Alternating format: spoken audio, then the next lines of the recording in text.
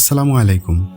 আপনি কি কখনো ভেবেছেন মৃত্যুর ঠিক আগের মুহূর্তে মানুষের সঙ্গে আসলে কি ঘটে?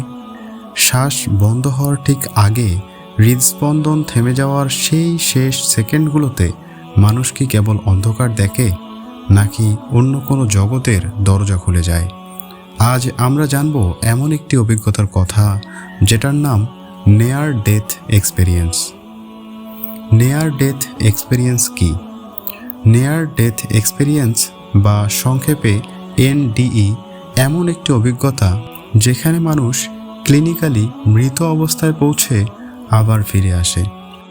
ডাক্তারদের ভাষায় হার্ট বন্ধ, শ্বাস বন্ধ, মস্তিষ্ক প্রায় নিষ্ক্রিয়, কিন্তু ফিরে এসে তারা এমন কিছু বর্ণনা দেয় যা শুনে বিজ্ঞান আজও থমকে যায়।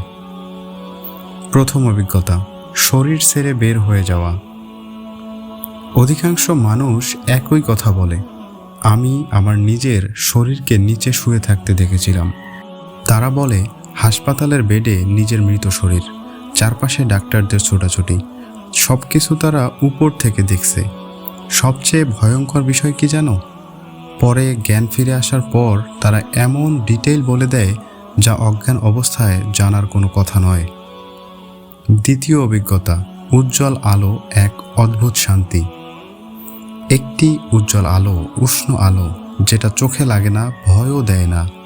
মানুষ বলে সেই আলোর দিকে যেতে ইচ্ছা করে। ভিতরে এক অদ্ভুত শান্তি নেমে আসে। জীবনের সব কষ্ট, ভয়, দুঃখ সব যেন মুহূর্তেই শেষ হয়ে যায়। অনেকেই বলে এই শান্তি তারা জীবনে আর কখনো অনুভব করেনি।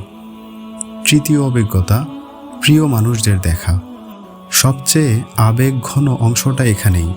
অনেক মানুষ বলে তারা সেখানে গিয়ে মারা যাওয়া বাবা মা, দাদা দাদি, প্রিয় মানুষদের দেখেছে। কেউ কেউ বলেছে তাদের সঙ্গে কথাও হয়েছে, কেউ বলেছে শুধু তাকিয়ে থেকেছে। আর আশ্চর্য বিষয়, এই অভিজ্ঞতার পর মৃত্যুর ভয় তার আর থাকে না। জীবন যেন সিনেমার মতো চোখের সামনে ভেসে ওঠে। কিছু মানুষ বলে তাদের পুরো জীবন এক সেকেন্ডের মধ্যে চোখের সামনে ভেসে উঠেছিল। ভালো কাজ, খারাপ কাজ কিছুই বাদ যায়নি। তারা বলে সেই মুহূর্তে তারা বুঝতে পেরেছিল মানুষ কিভাবে জীবন কাটায়, তার প্রতিটি কাজের গুরুত্ব কতটা। এখন আমরা জানব বিজ্ঞান কি বলে।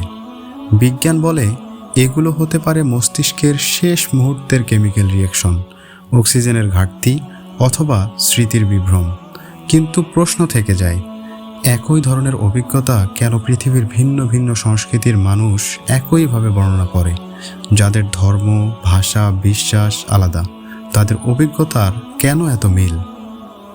শেষ প্রশ্ন, নিয়ার ডেথ এক্সপেরিয়েন্স কি শুধুই মানুষের মস্তিষ্কের খেলা?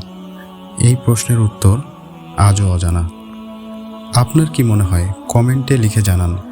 ভিডিওটি ভালো লাগলে লাইক দিন, শেয়ার করুন, আর এমন আরও রহস্যময় গল্প পেতে চ্যানেলটি সাবস্ক্রাইব করে রাখতে ভুলবেন না। ধন্যবাদ সবাইকে। আসসালামু আলাইকুম।